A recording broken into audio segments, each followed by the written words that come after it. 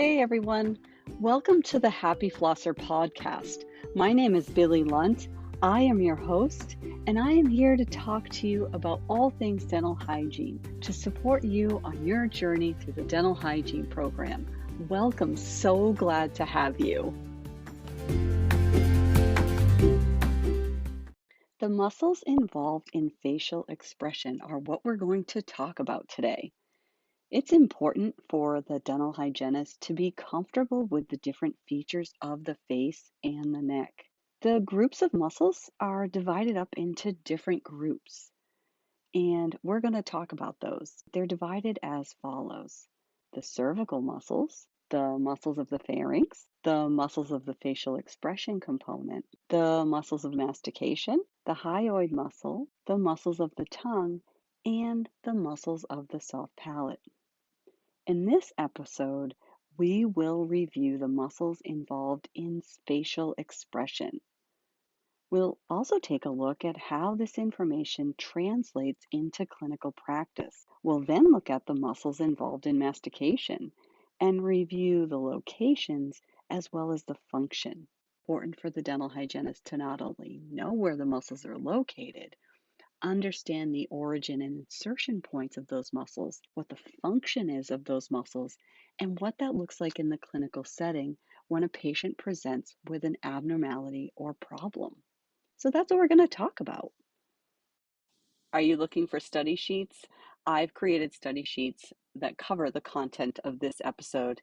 If you're interested or that's something that's going to help you on your learning journey, you can click the link listed right in the description of these show notes. Happy studying!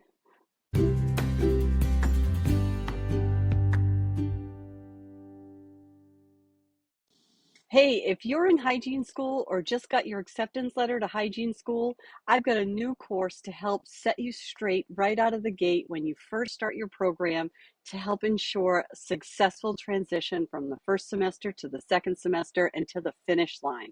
I will help you strategize all the key strategies that you need, understand what the challenges are, and overcome all the obstacles. Learning in dental hygiene school is different than any other program.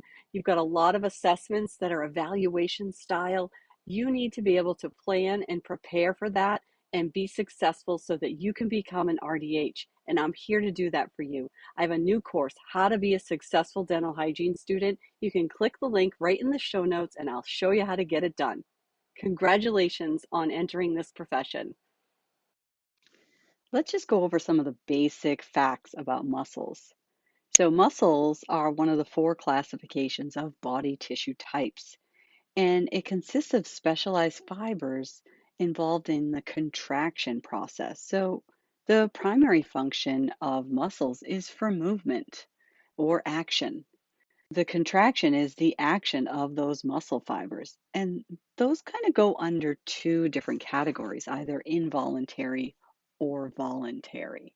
Now, origin is the attachment to relatively immovable or stationary structures, or least movable stationary structure. So an example would be the sternocleidomastoid muscle originates on the clavicle and sternum. So this is a structure. Insertion, the attachment is to something that's a little more movable. So insertion moves towards the origin during the contraction process. So an example of this, if we're using the sternocleidomastoid muscle, is that it inserts on the mastoid process of the temporal bone, and the muscles move the head. Innervation is the nerve supply for the muscles.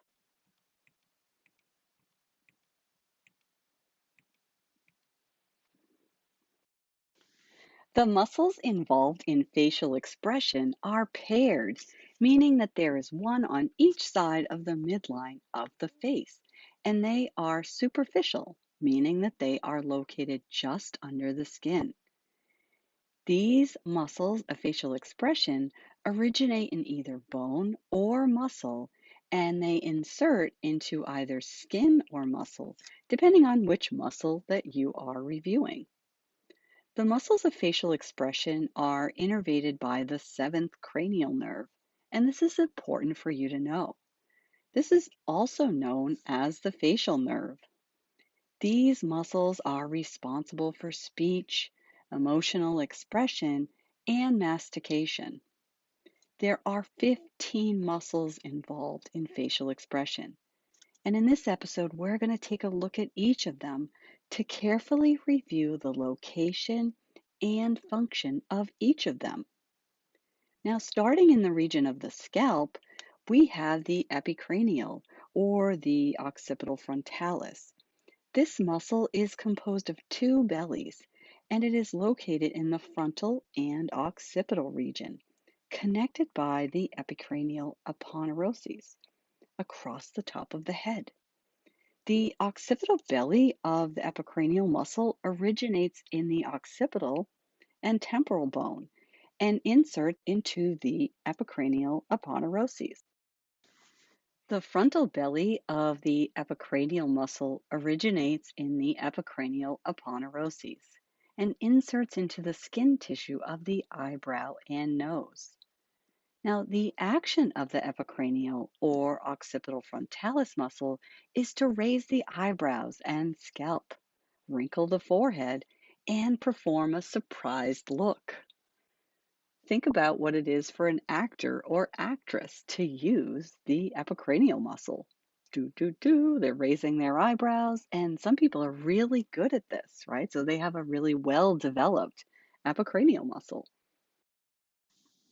The buccinator is the main muscle of the cheek, and it's a horizontal muscle that runs from the orbicularis oris back to the ramus of the mandible.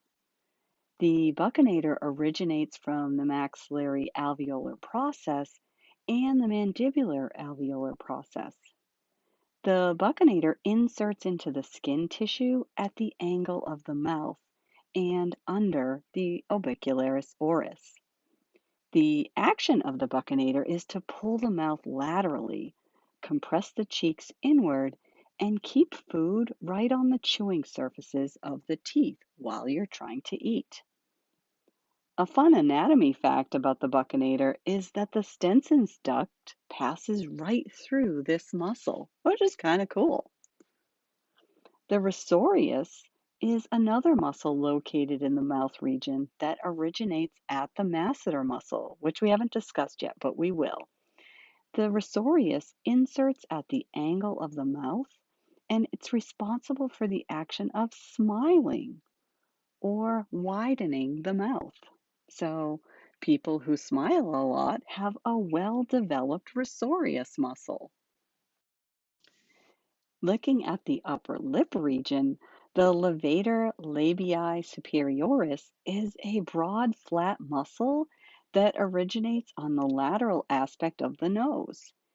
It extends laterally towards the zygomatic bone and inserts into the skin and muscles of the upper lip. The levator labii superioris is responsible for raising the upper lip when you're talking or smiling, as well as dilating the nostrils. Do you know somebody who can do that on cue?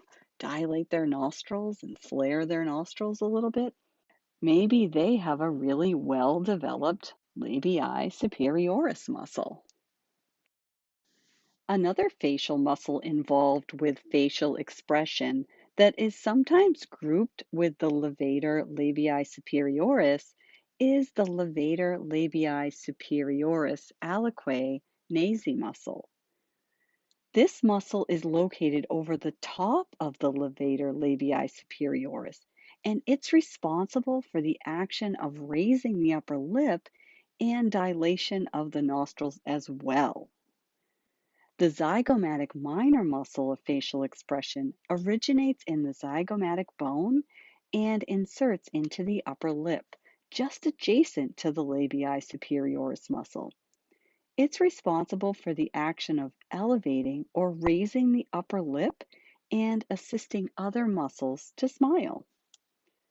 The zygomatic major muscle originates on the zygomatic bone and inserts into the angle of the mouth.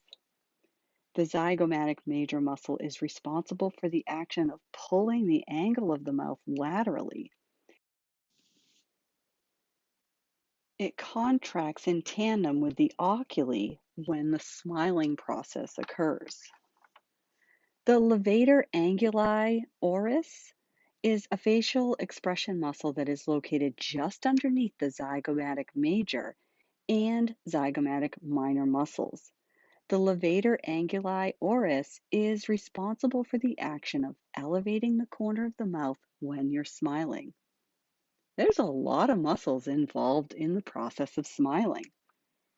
Let's take a look at the lower lip region. The depressor anguli oris originates on the side of the mandible and inserts at the angle of the mouth.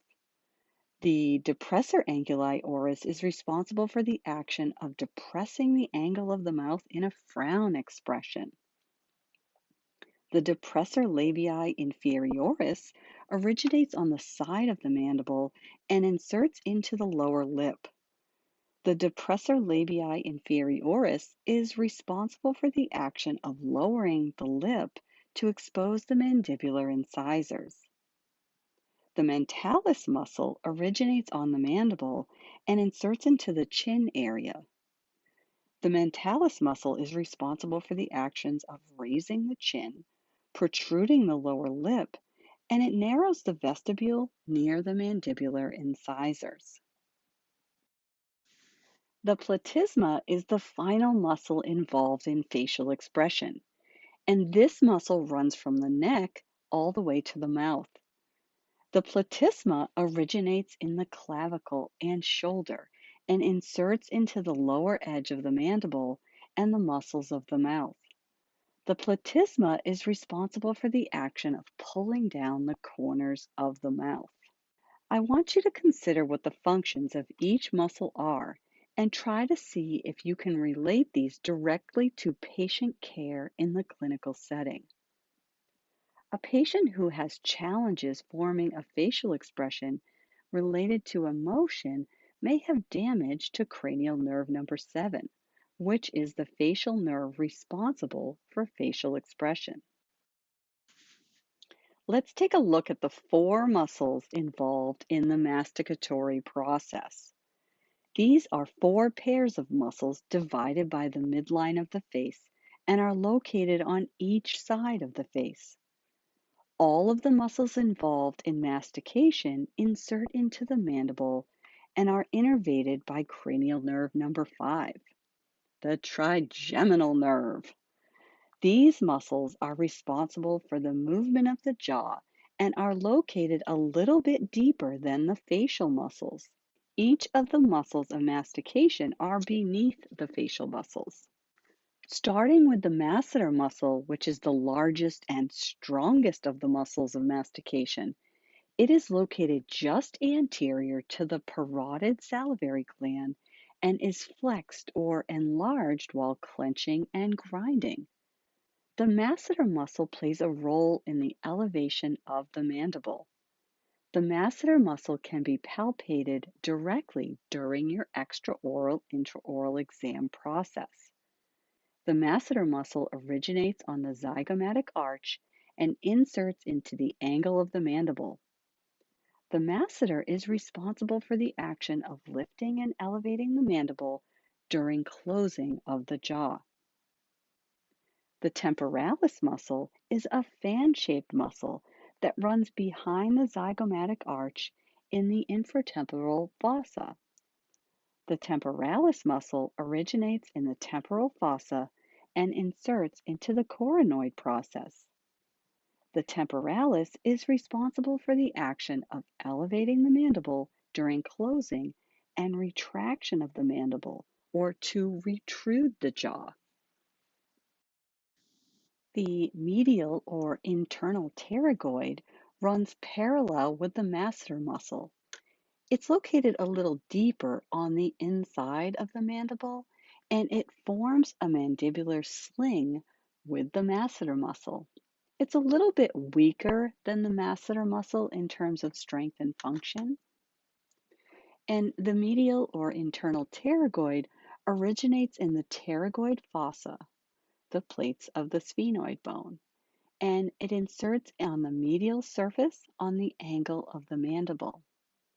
The action of the medial internal pterygoid is elevation of the mandible during closure of the jaw. Now, the lateral external pterygoid is the entire muscle that lies deep within the infratemporal fossa, and it's the only muscle of mastication that runs horizontally. And this muscle, the lateral pterygoid, helps maintain tension on the temporomandibular disc during jaw movement. The origin of the lateral pterygoid muscle is the superior head originates from the greater wing of the sphenoid bone. The inferior head originates from the lateral pterygoid plate of the sphenoid bone. The insertion, the two heads join on the neck of the mandibular condyle and extends into the TMJ capsule and disc area. The action of the lateral pterygoid, the inferior head only, the action is it slightly depresses the mandible during opening. The superior head only is involved with the slight elevation of the mandible. One side contracts, there's a lateral deviation, or the mandible shifts when you're doing your clinical evaluation. Both sides are involved in the action of protrusion of the mandible.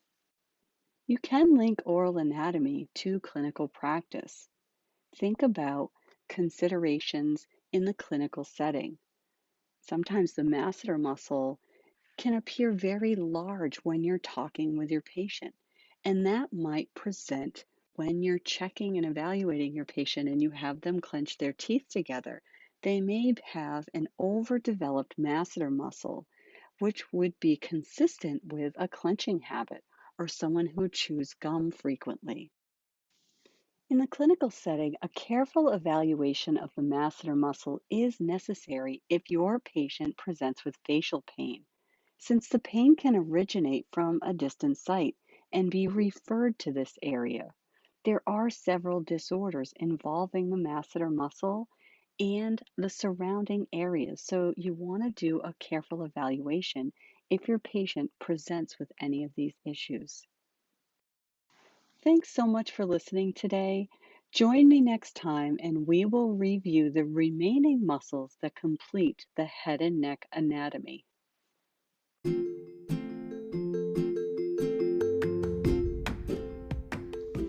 I would invite you to ask any questions at all that you need answered. Sometimes questions come up when you're listening to this podcast. If you have a question, most likely someone else has the very same question.